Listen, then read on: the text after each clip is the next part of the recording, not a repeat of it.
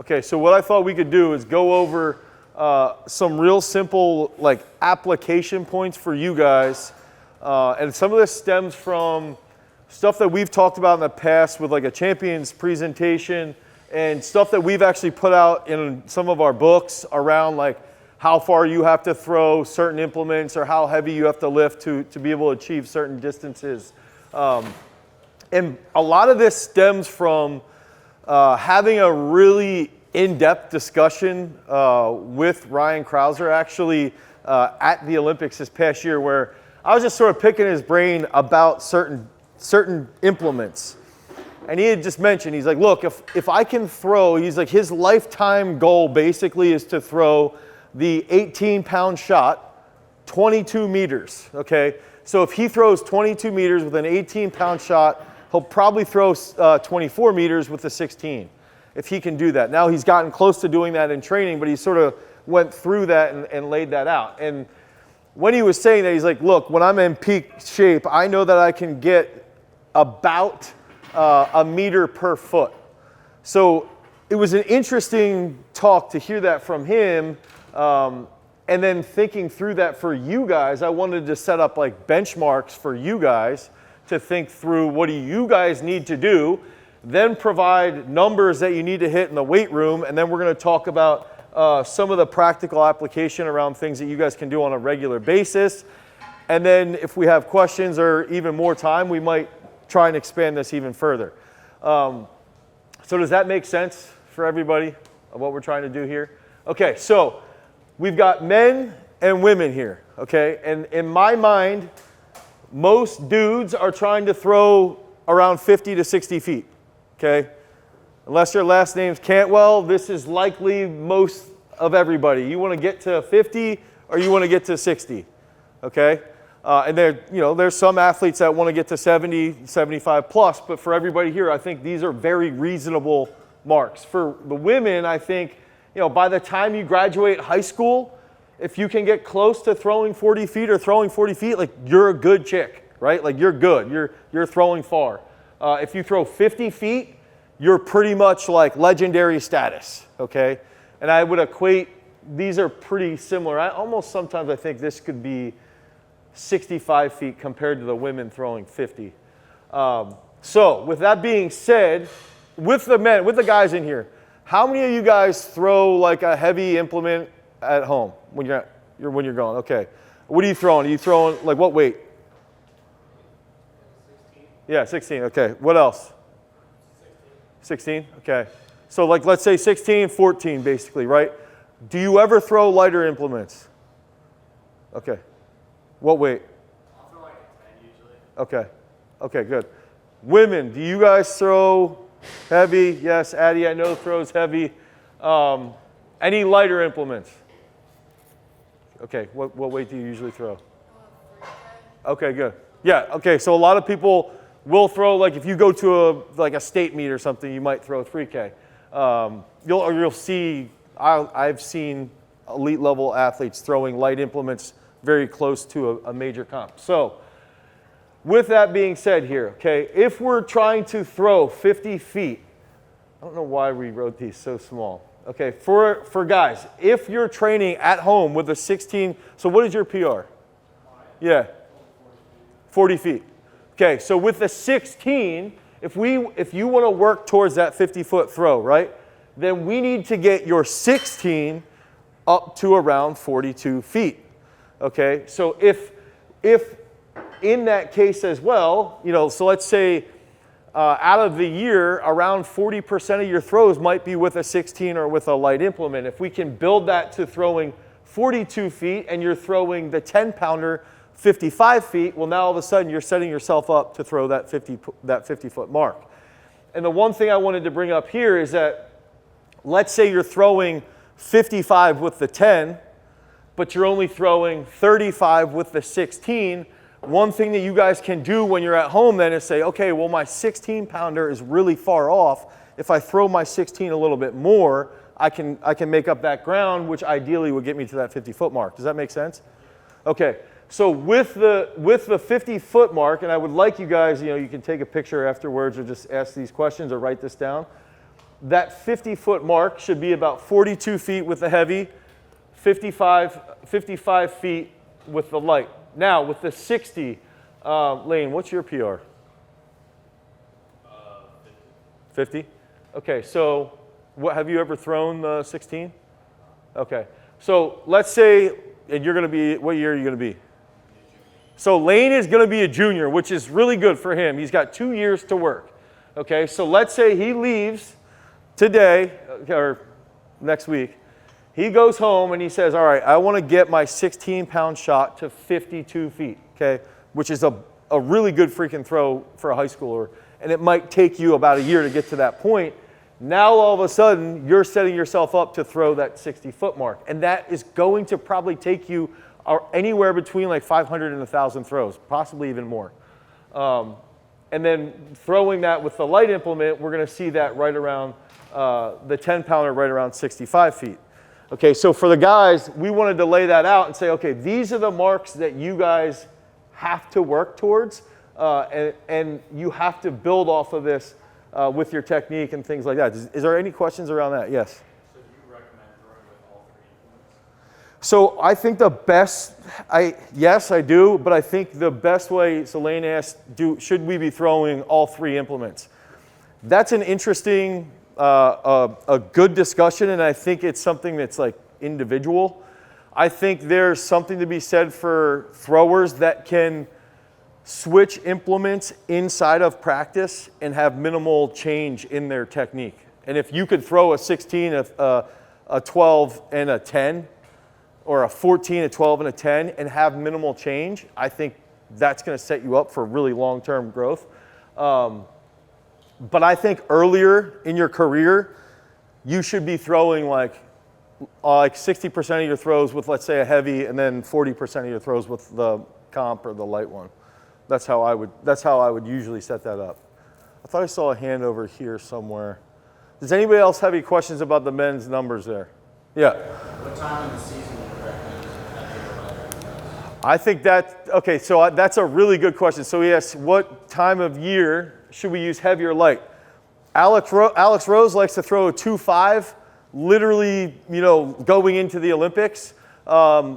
Sam Mattis only likes to throw the 2K basically all year. Some athletes, Sam likes to throw, or I feel, maybe I'm wrong, but I feel like he prefers to throw, going into the Olympic trials. I don't know if we were throwing the 175, but yeah. He was throwing the 175 going into trials, well, before the Peck, but yeah. But that depends on, I think traditionally you would hear throw lighter going into a big comp, but I think, in my opinion, I think it really is much more based around the individual. I think it's truly like how you respond to the implement. So like Dane was saying, if you respond well to a heavy, that might be the implement that you want to use, to peak yourself. If you're like myself and you respond better to a light, a light might be better. It's all personal to, each individual and like how you respond to it. Okay, so now I wanted to do this where we're going to put, I'm going to put reps up on the board here, okay, so that you guys can see just like a little bit of like what this would look like to get here, okay, because then we're going to go into the women and then the lifts. Now, if I throw, let's say I throw 40 feet, okay, I'm throwing 40 feet, I want to get to throw 50.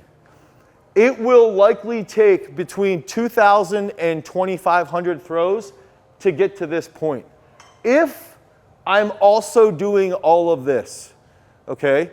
So likely around like 2,500 throws to get there, okay? If every week you're taking 150 to 200 throws, it can take a decent amount of time. I can't do the math fast enough on that, but that's around what I would say. Now when you go from a 50-footer to a 60-footer, it's going to take even more because you're starting to get closer and closer and closer to that full potential. It's going to take you closer to 3,000 throws, and in some cases, it might be even more than that. Okay, so it's a process that we have to quantify the amount of reps with these implements and with the standard throw, or the standard competitive throw. Weight, sorry. Now, for women, Who here has thrown 40 feet? Anybody else? Addie's thrown 49.9, 2? 49.2. Who here's thrown like 35? Okay, so a decent amount of you guys have thrown 35 feet. Okay, so if we want to throw 40 feet, which is a really, really, really good high school girls throw, okay, that's going to be throwing the 11-pounder around 32 feet, throwing the 7-pounder around or the 3.5K. I think the 3.5K is actually a better weight, which is a little bit higher. It's like 7.5 pounds. Throwing that around 45 feet. Okay, so that's going to be where that sets us up. Now, to build into that 50-footer, okay, we're going to see 42 to 43 feet with the 11-pounder, and then 55 feet with the 7-pounder. Okay, and that's going to get us to that 50-foot mark. And then we can come down and say, all right, if I want to throw 40 feet, and let's say right now I'm throwing 30. Okay, so I'm a 30-foot shot putter. I want to throw 40 feet. I'm going into my junior year. I'm going into my senior year. I need to take 2,000 to 2,500 throws if I want to throw 40 feet. Okay, so that's going to take me that 40-foot mark. Same thing here. If I'm going from 40 to 50, it's going to take me probably closer to 3,000 reps to get to that mark. I'm just trying to think. That would be, if I would throw 200 a week, that'd be 5. So I would probably be 5 weeks. How many? 4 months if I'm throwing 200 throws a week. And I would bet that would be probably closer to 8 months with most athletes. Okay, so 8 months if we're throwing 100 throws a week, which would be about 4 sessions a week. Okay, at 25 throws a clip. So does anybody have any questions around the women's marks? I actually have a question on something a little further back. How would you figure out how well you react to the different weight inputs? Okay, so that's a really, really good question. I would say this. Okay, let's say you throw the 16. Are you going to be a senior? Yes. Okay, so Connor's going into his senior year. What's your PR right now? 52.6. Okay, so he's throwing 52.6, so he wants to be a 60-footer. Perfect example. Basically, we need to get that 16 up to like 52. Now, what I would say is, let's say we get like 300 throws in with the 16. And for every 2 throws with the 16, you would take 1 with either the 12 or 1 with a lighter one. But let's keep it with the 12, okay, so that you're just adding in 1 variable. So you throw in, let's say in practice you have 30 throws. So now you're taking, what is that, 18 throws with the 16, 12 throws with the 12-pounder. You do that for 300 to 400 throws, okay? So you can do that over a time frame of like 6 weeks, okay? Make sure you're not missing any of your training. You do that for 6 weeks, and let's say it's every Friday or every Sunday, you come out and you throw as hard as you possibly can and you measure.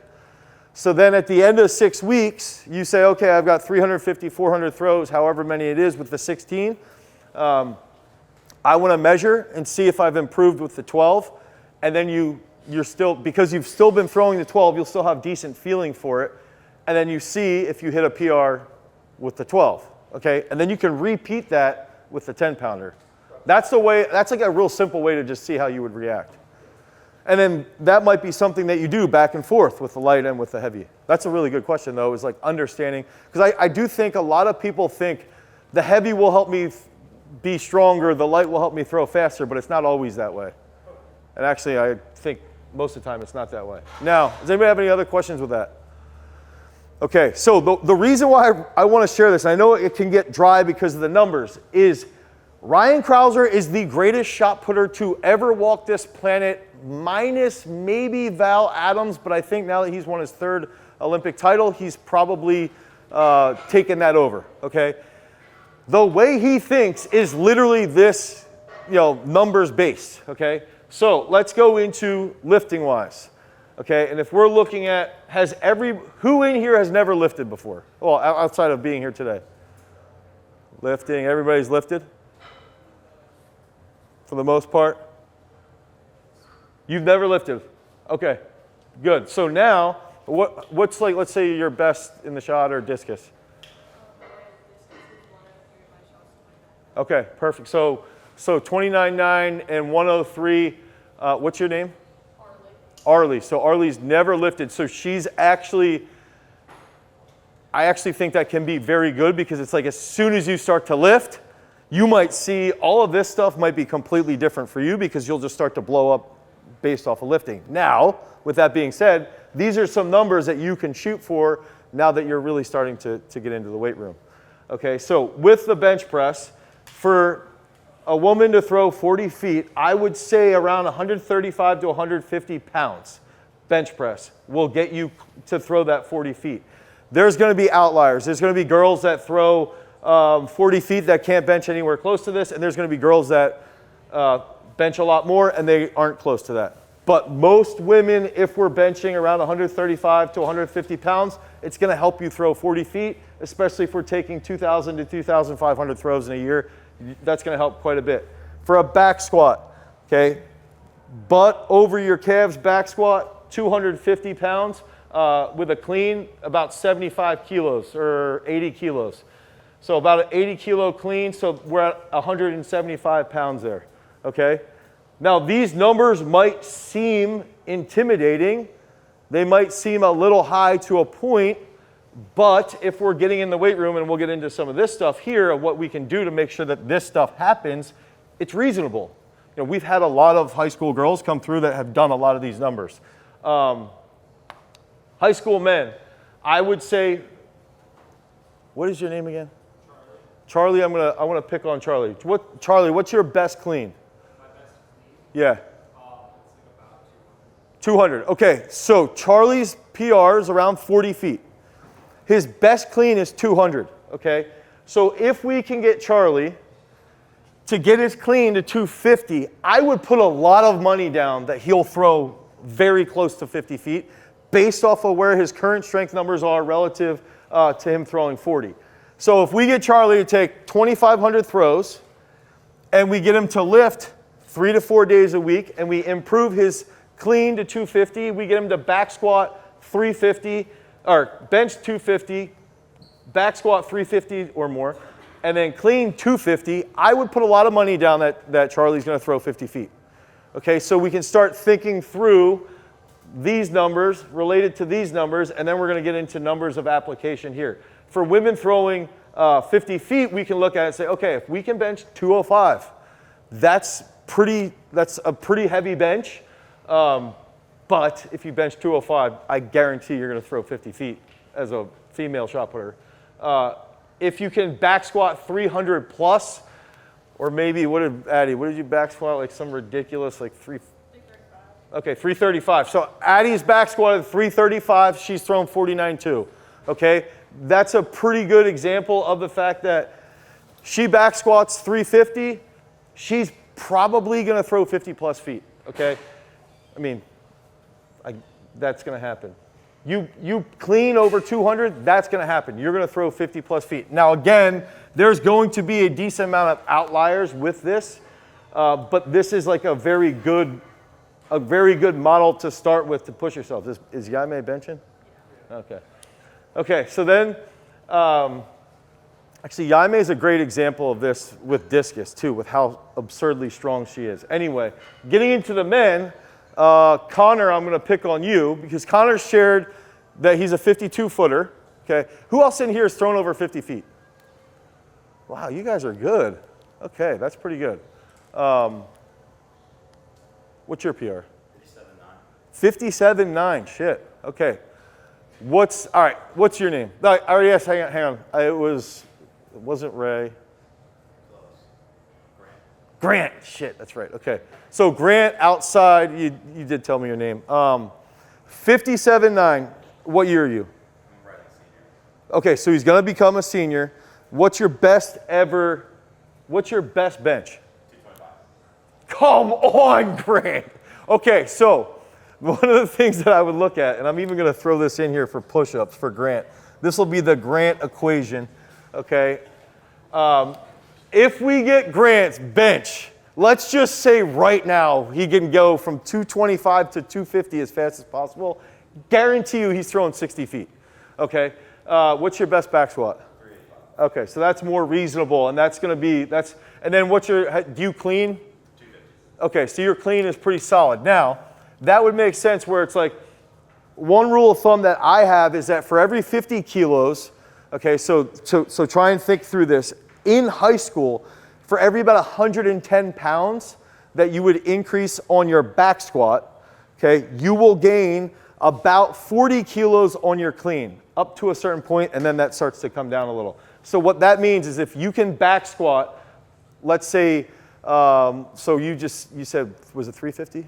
Back squat. 385. So let's say you get to like 450.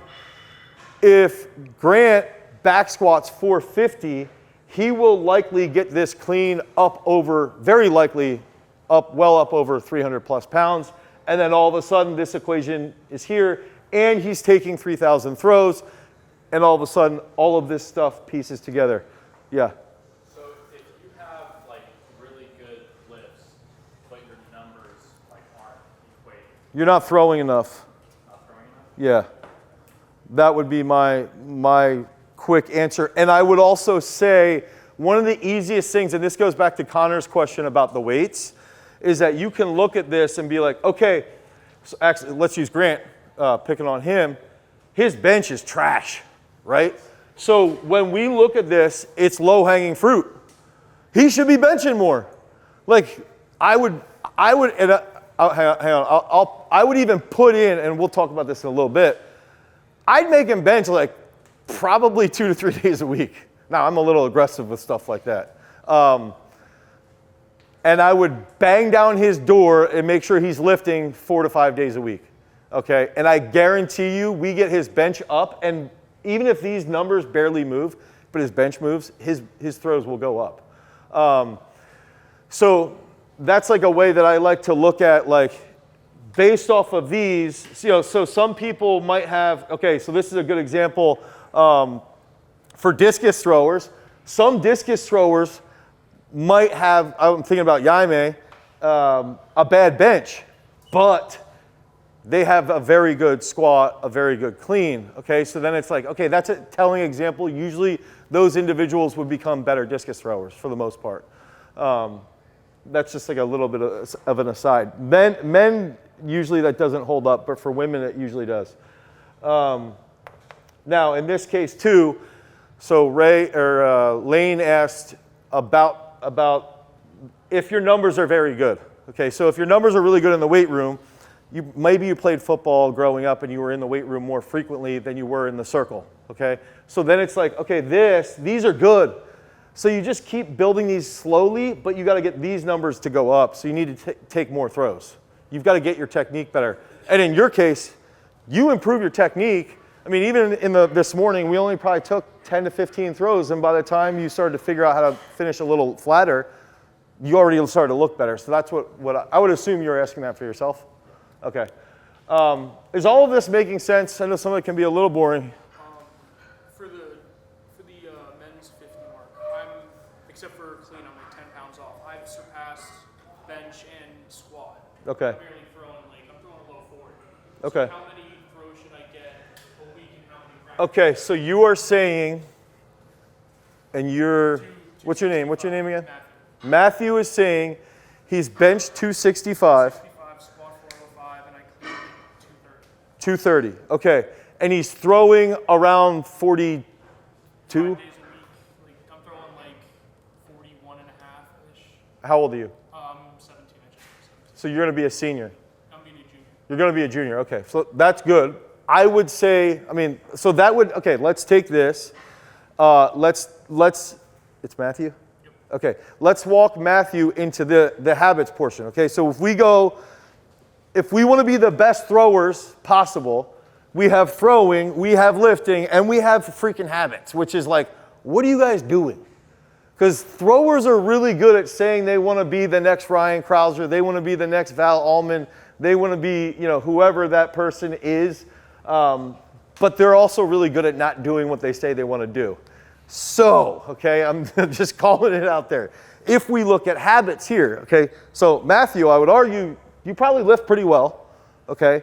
What I would say here is minimum, we need you to throw 4 to 5 days a week. Gosh, I'm so bad at writing.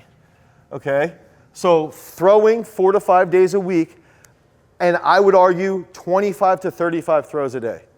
Okay, and in my mind, now I would have you air here, and then for you, you should be lifting 3 to 5 days. If you don't play football, I would go 3 to 4. I don't. Okay. 3 to 4, because I would still try to push those numbers, but the priority would be getting you to throw at least 5 days a week. Okay, so does that make sense? So then it's like, all right, this actually goes along with what Lane asked. You've got good numbers in the weight room, but we need to get your numbers in the circle to grow. So I also would need to watch you throw. I think that would help me see things as well, and that would help, solve the puzzle. And I think if we can look at everything that we're doing, it's actually sort of like a math equation, right? Okay, so the big factor here: 4 to 5 days of throwing a week. Now, 3 of these could be all-out throws. One of those days could be like a drill day. One of those days could be like the range throws that we talked about earlier. Lifting and push-ups. So this is the Grant equation, okay? We talked about Grant. We saw a huge drop-off in his numbers for his bench, okay, relative to squat and clean. If he does 50 clap push-ups every single day for the next 90 days, he'll throw 60 feet, and I would put a lot of money down on that. If he upholds his end of the bargain and doesn't throw 60 feet, if he does clap push-ups that whole time, I'll give him $100, okay? So you do 90 straight days of 50 clap push-ups every single day, I will bet money at the end of that you're throwing 60 feet because your bench is going to blow up. So that's where I would say, we look at this, we say 3 to 5 days a week. I actually probably shouldn't be saying that stuff on camera with like gambling, I guess that would be. Maybe that might be an incentive. That's like a payment, maybe. Okay, so we're looking at lifts per week. It would still be lift 3 to 5 days a week, but he's got to do those push-ups every single day. Now, nutrition. I want to see how many grams of protein should we be eating a day? Okay. Oh, as much as we can. I would say 1 gram per pound of body weight is an easy go-to to build off of, and you can decrease it, increase it depending on how you feel. I would say for all of you guys, let's just put that there. Okay, 1 gram. I'm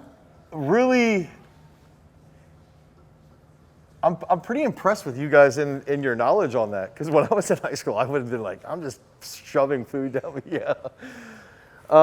Okay, is there, along those lines, the basic part of nutrition is genuinely just understanding what's your body weight, how many calories am I intaking, and then how much protein is part of those calories. Like baseline starting point for everybody is like, look, if I weigh 250 pounds, I should try to get about 200 to 250 grams of protein a day.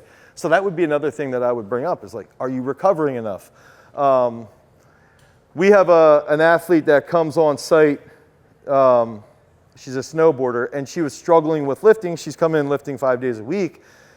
And she's like, I feel so tired. I feel really tired. But then when we looked at her nutrition, she was in like a 500 caloric deficit every single day. And it just compounds, and she felt like she had no energy. She wasn't recovering. She was constantly sore. So we've got to be aware that if we're, around like holding our calories stable, or maybe a little bit higher, maybe a little bit lower on a day-to-day basis, we need to make sure that we're actually getting in the right nutrition. And most of those calories, I would say, 40% of those calories should come from our protein. If you're trying to be on a calorie deficit to lose weight, do you recommend lifting the same amount a week, or do you recommend cutting back? I would lift the same amount and try to, the intensity might change. I'll always use an example of weightlifters. Okay, so our weightlifters are in a weight class, right? So they, if we had someone like Haley who weighs would compete at 49 kilos, so less than 110 pounds.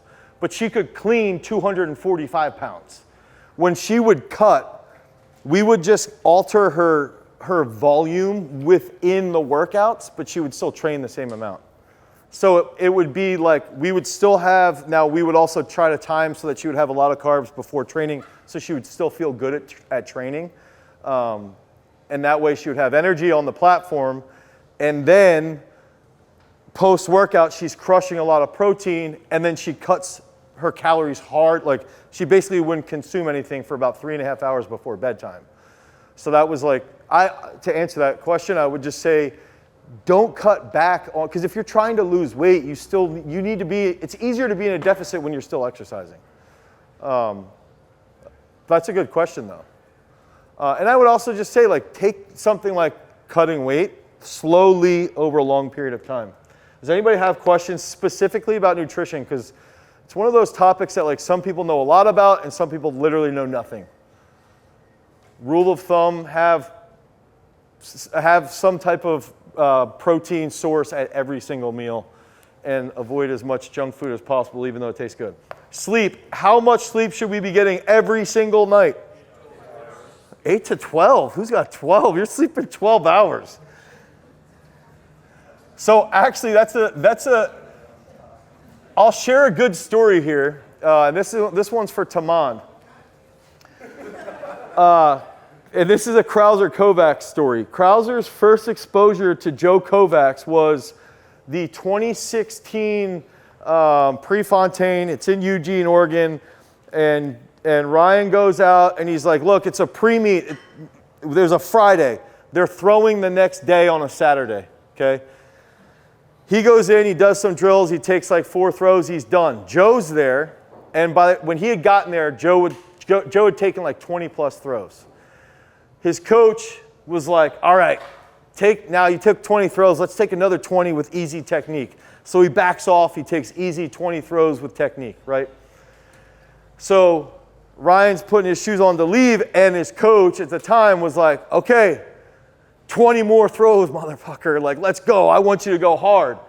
So dude goes out. He takes 60 total throws the day before a Diamond League competition, and goes out, takes all these 60 throws, and then Ryan's like, dude, this kid's, he's going to be shot tomorrow. He's going to be completely trashed. Now, going off of this, Joe went home, slept for 12 hours, came back, and PR'd had a season's best the next day. So the lesson around those lines is like, if you're going to be training a lot, you do need to get the sleep. If you want to go in a calorie deficit, sleeping is one of the best ways to lose weight, okay? And just making sure that we're all aware of going to bed at 11:30, 12 o'clock at night after, playing Fortnite and then waking up at 6 the next morning to go to school is not conducive to good results. Okay, so is that clear?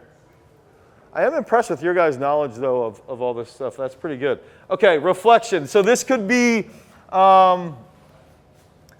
let's go reflection in the sense of if you're religious, prayer, if you're spiritual, you meditate.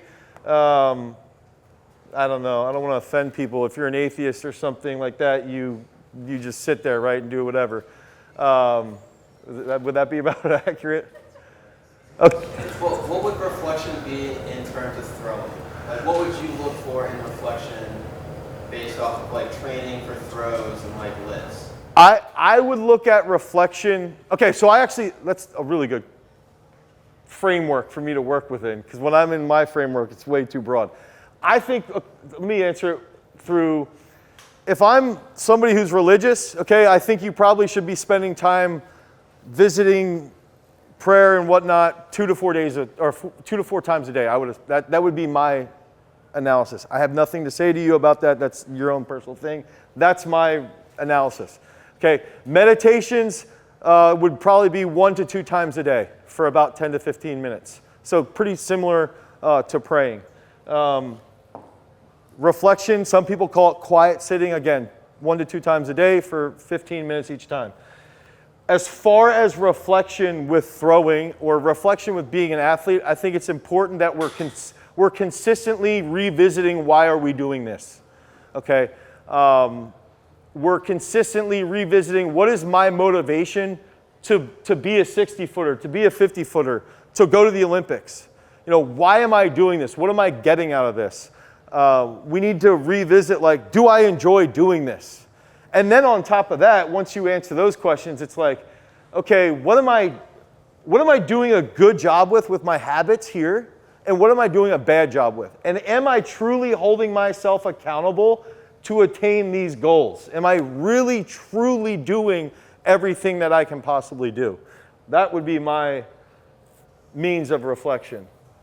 And am I preparing my week ahead of time to think that way, to go in line with what my goals are? Is that clear? So I think it's like a simple thing of like, let's just say, honestly, I think a good baseline to start with this would be 30 minutes a day if you're religious, meditations, 30 minutes a day, and then another 10 to 30 minutes of actually revisiting your sport focus.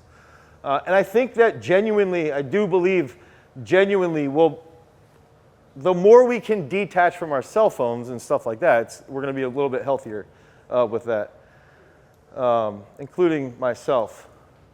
Okay, now, analysis. My answer to this would be like technical analysis, okay? And understanding technique and understanding what you guys are doing in the circle.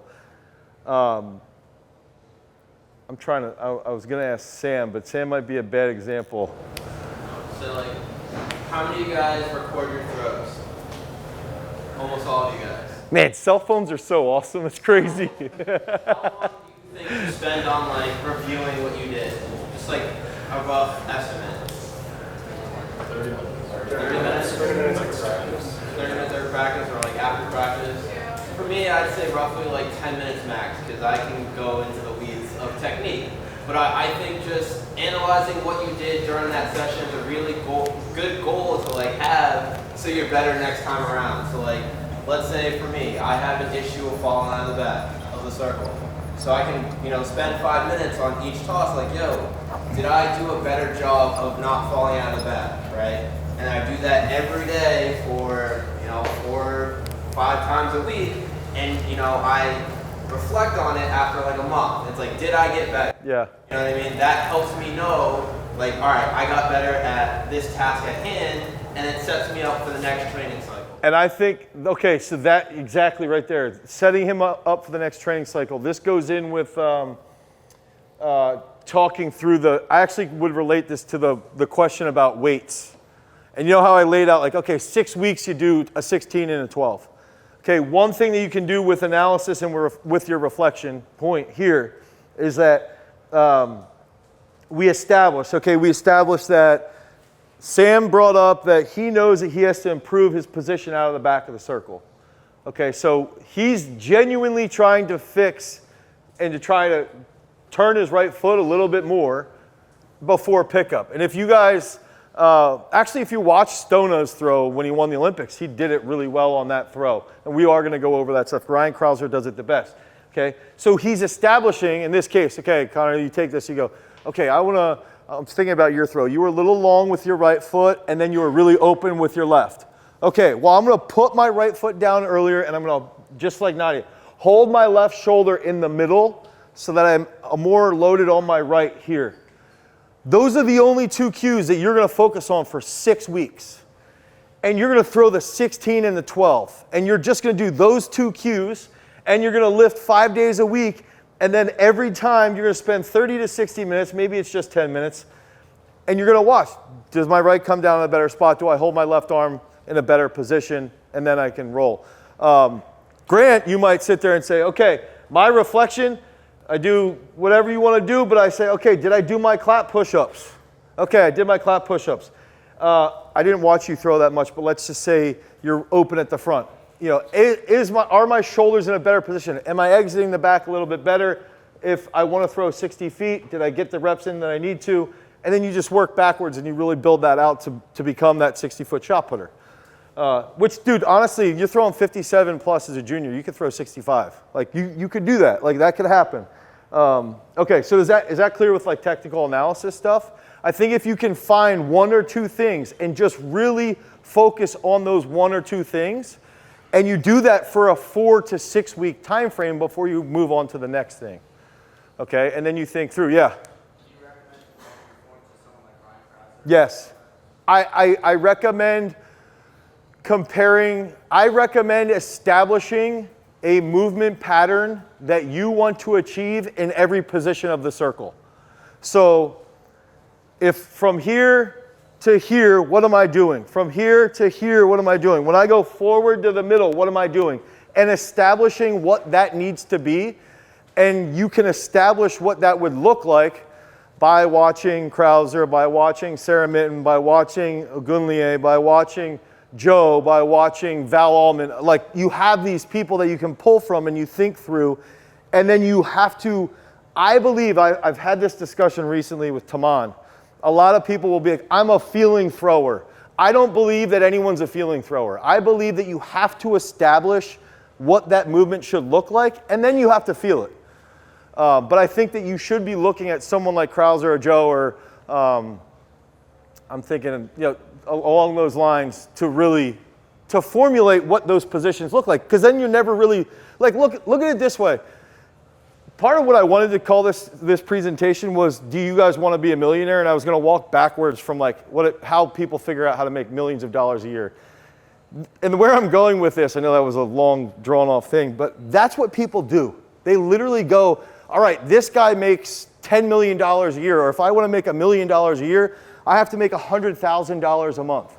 If I want to make $100,000 a month, I have to sell something for $1,000, and I have to sell 100 of them, right, to make the money. So you work backwards. And if we're going to sit here and say, no, you shouldn't model Krauser, why not? He's the greatest ever. Tom Brady modeled himself off of Joe Montana, and he's a better version of Joe Montana. Why aren't we following this? So yeah, I know I'm getting a little heated and off track, but yes, do that. Because that's what the greats do. Somebody like Walter Payton used to talk about how he would watch Jim Brown back in the day. Those are guys that he would model his style off of. And now you see guys today, someone like Saquon modeled himself off of Emmitt Smith and Barry Sanders. And it's like, those are what the GOATs are doing, so why wouldn't we do that? Yeah. Okay, social media, social stuff. Try not to have friends and don't go on social media. No, but let's say in this case, maybe Sam should talk about this. I would say have friends, but they're all throwers and people that you can train with. I think maybe a good thing here is associate yourself there's a corny saying of you're the average of the 5 people that you're closest with. Okay? Yeah. Do you agree with his completely to have a circle of throwers that you train with? My problem is I'm the only thrower in the group. Yeah. You gotta move, dog. So I would say, okay, in this case, there's not a lot of throwers that you're surrounding yourself with, right? It's hard. In that case, I'd say I need 5 motivated friends. Okay, maybe 2 or 3 of them are power lifters or weightlifters, and you or bodybuilders or whatever, and you can share the gym together, and that's a core group that you can train in the gym with one another. And then you have, the one cool part about social is that we can all stay in contact pretty easily online. So that is one example. But I would say, in this case, try to find motivated people to surround yourself with. Because when you're surrounding yourself with people that have high-level habits, you're likely going to have high-level habits. If you surround yourself with people who are sort of like duds, and they just want to party all the time and just do things that don't actually lead to any type of value, and don't get me wrong, it's fun to do that stuff at times, but then it would be you're going to be an example of that individual then. And I think just, with socialization and stuff, I think find a core group of people that are good individuals with a good work ethic that are motivated. And guess what? You're going to get more motivated, and that's going to help you with training. I think one of the best things, though, is And for me personally, I had all of my friends growing up, we all wanted to lift weights. We all came to the gym all the time. My best friend was a 6'9" high jumper in high school, and he lifted with me 4 days a week. We were not even in the exact same sport, but we would lift all the time. And the fact that he was a state champion and I was a state champion, I think was because we were so tight together. And I think that's an example from other sports that you can use. And like Dane said, we all have social media here. Connect with the people around you. Like, we should all connect at some point. You can follow Throws University, send us a DM. I will respond, Dan will respond. Like, we're here to help you guys, but I want you guys to know, like, you can help each other out. You know what I mean? Like, you're all here for a reason. It's to get better. You should make that network now. Yeah. Yo, down the road, like, yo, Nadia, how'd you do this season? Or like, yo, Grant, how'd you do this season? You know what I mean? This is where we can build that connection and just go from there. And to go off of this, what's wild is that, like, when we were at the Olympics, and you don't think about it when you see it, but like, we would go to practice. Sam and Alex are really tight with Maddie Denny from Australia. They're tight with Travis Smykel from Jamaica. They're tight with a whole bunch of other guys, so that then when you meet up and you're at the Olympics, it's like a bro fest. You're just having fun, and it de-stresses it a little bit. And that's the cool thing with this level. It's the same thing. You guys go to high school nationals, or you go to high school states or counties if you're living in the same area, and now it makes it much more enjoyable to be at those events. And then you can have a good training group as well. Hey, what are you doing in training? Blah, blah, blah. This is what I'm doing. Okay, so my whole goal, looking at these numbers, minimum, these are the amounts of reps that we got to get to. These are the weight room numbers to get to these distances. This is the number of throws days per week. This is the number of days lifting per week. Some of the nutrition stuff here, sleep, reflection, analysis, and social, all that stuff is that laid out. And if you can execute this on a regular basis for 50 weeks out of the year, you're going to be in a pretty good spot. And Grant's homework later today is he has to show me that he can do 50 clap push-ups. Does anybody have any questions? Yeah. So should you be throwing like specifically on one day and then lifting the next, or should you throw and lift on the same day? I think there's 3 to 4 days a week you would do both. I'm going to add on to that a little bit. Should I lift or throw first? Ideally, you would throw first, but depending on your schedule, or like if it's a challenge, sometimes Lincoln has to throw before he lifts, or lifts before he throws, because my wife has to get him here at a certain time, so he has to lift and then he has to throw afterwards. Is that the best? No, but he has to deal with that because his parents can't do anything better. And your parents might, I don't know, that might be something similar. What would you say are comparable numbers for discus, like compared to the shot? So I think I was talking to Jaime about this actually, and I think that, dude, the 1.6 is still like I think a good rule of thumb is about 15 feet from the 1.6 to the 2K, and from the 1.6 down to like the 1.25. So if you're like, all right, I want to throw 180 with the 1.6, you would then look at that and say 15 to 20 feet off of that would put me around like 160 with the 2K, maybe a little bit less. With the 125, that would put me around 195 to 200. Yeah, that would be. So what's the best way to throw like during the winter when it's cold outside? Okay, so that's a great question. How to throw in the wintertime. 1, you got to watch more film. You got to do more visualization. 2, you got to warm up inside. And you would do all your like standing movements. Let's say you do banded movements. You do actual spins inside. And then as soon as you're ready to roll, you go outside. You keep your shot indoors. As soon as you're ready, you get in the circle, and there is no clowning around. Like 15, 20 throws as quickly. You don't have to like run through it, but 20 to 30 minutes, 20 to 40 minutes goes a long way on a regular basis if you're still getting out in the cold. And the big thing I think around cold throwing is that it pays off when it's cold in the spring. You're in a better situation than everybody else is crying about it. Meanwhile, you're able to handle that. Yeah. Like my differences are kind of decent, but my lifting them is like pretty low. Should I start hitting the weight room more? Yes. Lift more. For sure, I would say like 5 days a week, squat twice a week, clean or snatch twice a week. Yeah, and talk to me about what which numbers are bad later. And we'll figure it out. How should you schedule yourself getting throwing reps in during football season? Ooh, during football, that's a tough one. I would always say usually Sunday afternoon and Monday, because Monday was usually an easy practice. And then if you could get a third day in, it'd be great, but usually I would say Sunday and Monday. Because Friday you compete, you're really sore Saturday. Maybe if you don't have as hard of a game on a Friday night, and you can throw Saturday afternoon, but I would say Sunday, Monday for sure. My team, what we do is we go really hard full batting practice on Monday and Tuesday. So then go Wednesday or Thursday, then you would throw. I mean, Thursday honestly is a pretty good day to throw too. Okay. So like what percent of the throw is strength and what percent is technique? They're both 90% of the throw. I think if you are really, like, look at it this way. Ryan Krauser, okay, has more realistic numbers versus Joe, who is just like cartoon numbers. Ryan's numbers are, his bench press is 550. He's back squatted 700. I want to say he's cleaned like 200 plus. He's front squatted 240 for a triple.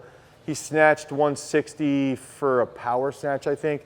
So like, for him to achieve good technique, he has to be stable. And for him to be stable, he has to be strong. So I think it's a little bit of both. I think it's like, you have to have really good technique, but you also have to have a good squat. You have to have a good snatch. You have to have a good clean. You have to have, some power lifters in here, you have to have a good deadlift. But it does pay off. Like, it's not going to hurt you to get stronger as long as you're still throwing. Yeah. And then like a second part to that is during your practice, like do you support like body weight drills as like half of your practice and then throw? Yeah, I used to hate that. Like, I was like probably the most anti-drill person that you would ever imagine. But I bend on that now. I like that a lot more. I've seen so many athletes that I give a cue and they can do it body weight, that then it enables them to do it in the circle. And I think it's a good practice in some cases to do 2 to 4 drills before a throw. I think there's some days that it's better to just throw. And we're gonna go, I would like to tomorrow or Thursday even do like, show you guys an example of like the range throwing that I've talked about, because I also think that's beneficial. How would you treat if you throw both implements? Would you do like 1 day shot, 1 day disc, or would you do like half-half? I would do mostly 1 day of each, but let's say you would try to get, let's say you're better at shot versus discus. I would go 4 days of shot, 3 days of discus, so there's going to be some days where you cross over, probably 2 days that you would cross over. And on that crossover day, it's like, all right, I'm only going to take 15 discus throws, and I'm just going to take fulls with it. Is there any questions over here? How do you figure out how many throws you want to do per session? I think a rule of thumb is get to 30, and then if you see the distance degrading and your technique's degrading, just stop. Honestly, I don't think we need to throw more than like an hour. I also think there is a point to you going out to the throw circle and literally throwing for like 2 hours and just doing it yourself, because those are like some of the best times to like find yourself in the circle. But I think most of the time you only really need to do it for about an hour, which would be about 25 to 35 throws. Now I say this, and there's some times that I feel like I have people throw a lot more. Somebody else had a question? If you don't have a place to throw, should you up the amount of time you lift? Yeah, you could. Yeah, and you could do more drills while you're lifting. And I think you should still have a place to throw. Find a sidewalk. I honestly had my parents' house for about a year. I threw off the road in the front yard into a field. So you could do that. There's parks around. Loveland was actually recently in Canada for like 10 days, and I made her family and her send me videos, and she was throwing her bare feet in grass. So she was committed to those throws, and I think that's still good. That's like a good, it's a good way to still have feeling for the movement.